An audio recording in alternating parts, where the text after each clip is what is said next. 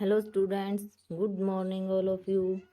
पिछले वीडियो में हमने कवि फिराक गोरखपुरी द्वारा रचित गज़ल पढ़ी थी। हमने कुछ गज़लें पढ़ ली थी, बची हुई हम आज पढ़ेंगे। हमने पढ़ा था कि कवि बता रहे हैं कि जो लोग दूसरों की निंदा करते हैं वो साथ में अपनी भी बुराइयां उजागर करते होते हैं। कवि कह रहे हैं कि मैं तुम्हारे प्रेम में अपने आप को दीवाना कहलवाने की कीमत भी देने के लिए तैयार हूँ। इस गज़ल में देखो क्या कह रहे हैं कवि।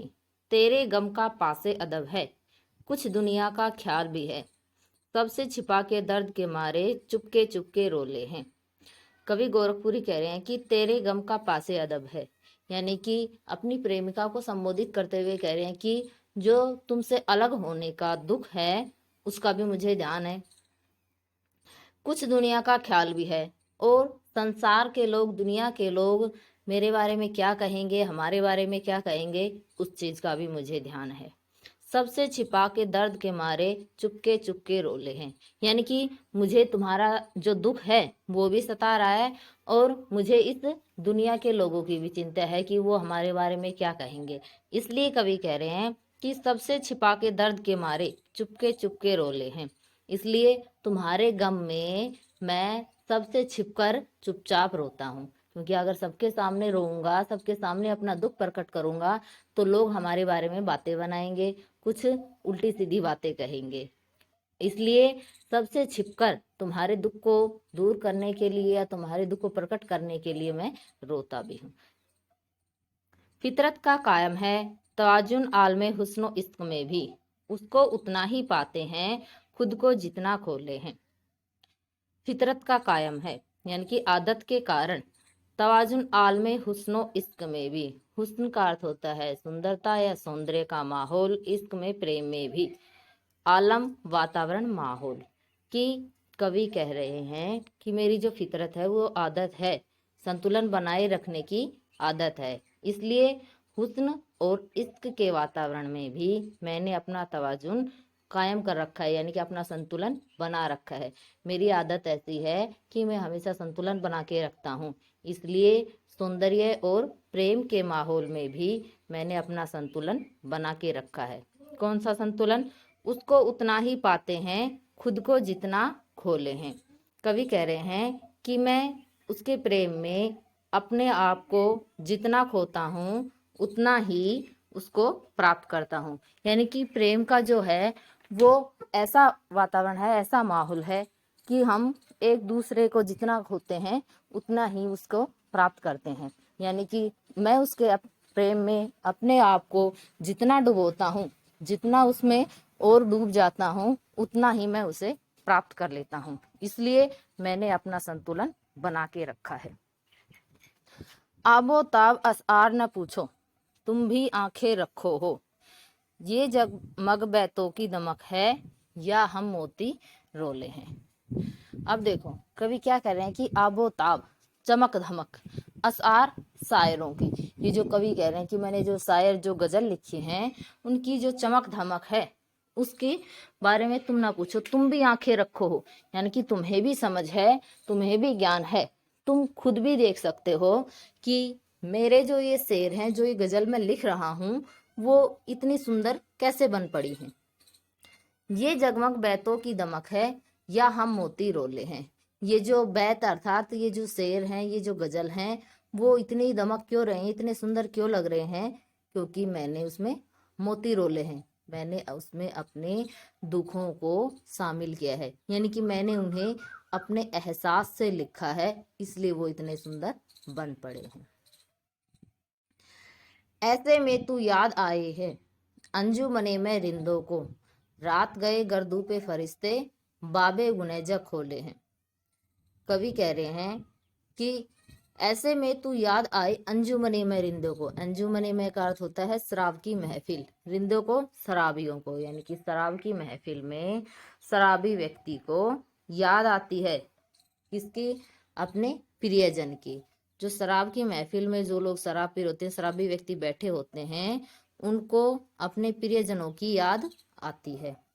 रात गए गर्दू पे फरिश्ते बाबे गुनेजा खोले हैं, कि रात गए, रात होने पर गर्दू पे आसमान में फरिश्ते बाबे गुने जग जग संसार के बाबे पाप पुण्य गुने गुना पाप को अध्याय खोलते हैं।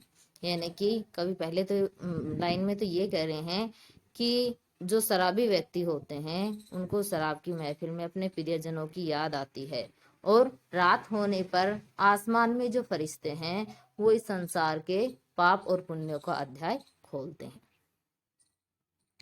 सद के फिराक अजाजे हुस्न के कैसे उड़ा ली ये आवाज, इन गजलों के पर्दों में तो मीर की गजलें बोले हैं। इस गजल में कवि फिराक गोरखपुरी अपनी गजलों के बारे में बता रहे हैं, खुद ही उसका जिक्र करे कि उस पर किसका प्रभाव है। कि सद के फिराक अजाजे सुखन के कैसे उड़ा ली ये आवाज, कि फिराक गोरखपुरी ने अजाजे सुखन यानी कि ये जो गजलें हैं वो इतनी सुंदर कैसे उड़ा ली हैं, कैसे उड़ा ली, कहाँ से प्राप्त की हैं, यानी कि उन पर किन का प्रभाव है। गोरखपुरी अपने बारे में ही बता रही हैं, अपनी गजलों के बारे में ही कह रहे हैं स्वयं ही कि ये जो मेरी जो गजलें हैं वो इतनी सुंदर कैसे बना ली हैं, उन पर किसका प्रभाव है। फिर बता रहे हैं कि इन गजलों के पर्दों में तो मीर की गजलें बोले हैं, कि ये जो गजल हैं उनके पीछे तो जो प्रसिद्ध गजलकार है, प्रसिद्ध शायर हैं मीर, उनकी गजलों का प्रभाव दिखाई पड़ता है। हम एक बार फिर से देखते हैं। तेरे गम का पासे अदब है, कुछ दुनिया का ख्याल भी है, सबसे छिपा के दर्द के मारे चुपके चुपके रोले हैं। कवि कह रहे हैं कि मुझे तुमसे अलग होने का जो दुख है उसका भी ध्यान है, और दुनिया के लोग क्या बात करेंगे क्या कहेंगे उसका भी मुझे ध्यान है। इसलिए मैं इस दुनिया के लोगों से छिप छिप कर अपने दुख को उजागर करता हूँ, अर्थात तुम्हारे दुख में दुखी होकर रोता हूँ। फितरत का कायम है तवाज़ने आलम हुस्न इश्क में भी, उसको उतना ही पाते हैं खुद को जितना खोले हैं। कवि कह रहे हैं कि मेरी आदत के कारण प्रेम और सौंदर्यता के माहौल में भी संतुलन बना हुआ है, यानी कि मेरी आदत है हमेशा संतुलन बनाए रखने की, इसलिए प्रेम और सौंदर्य के माहौल में भी संतुलन बना हुआ है। कौन सा संतुलन, कि उसको उतना ही पाते हैं खुद को जितना खोले हैं, कि उसको प्रेम में मैं अपने आप को जितना खोता हूँ उतना ही मैं उसे प्राप्त कर लेता हूँ। आबो ताब असआर न पूछो तुम भी आंखें रखो हो, ये जगमग बैतों की दमक है या हम मोती रोले हैं। कवि कह रहे हैं कि मेरी जो गजल हैं उनकी तुम चमक धमक को मत देखो, तुम्हारी अपनी भी समझ है, तुम्हें खुद से भी ज्ञान है कि मेरी जो ये गजल हैं वो इतनी सुंदर कैसे हैं, या तो वो इतनी सुंदर गजल वैसे ही दिखाई दे रहे हैं, या फिर मैंने उन्हें अपने अनुभव को अपने दुखों को उनमें प्रकट किया है, इस कारण से वो इतनी सुंदर दिख रही है। ऐसे में तू याद आए है अंजुमने में रिंदों को, रात गए गर्दू पे फरिश्ते बाबे गुने जग खोले हैं। कवि कह रहे हैं कि शराबी व्यक्तियों को शराब की महफिल में अपने प्रियजनों की याद आती है, और रात होने पर आकाश में फरिश्ते लोगों के पाप और पुण्य का अध्याय खोलते हैं। सद के फिराक अजाजे सुखन के कैसे उड़ा ली ये आवाज, इन गजलों के पर्दों में तो मीर की गजलें बोले हैं।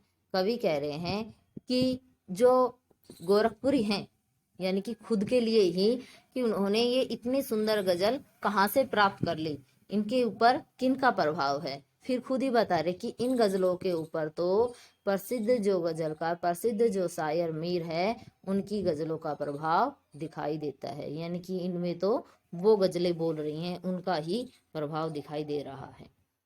आपको इस चैप्टर का हिंदी अनुवाद अपनी नोटबुक में करना है।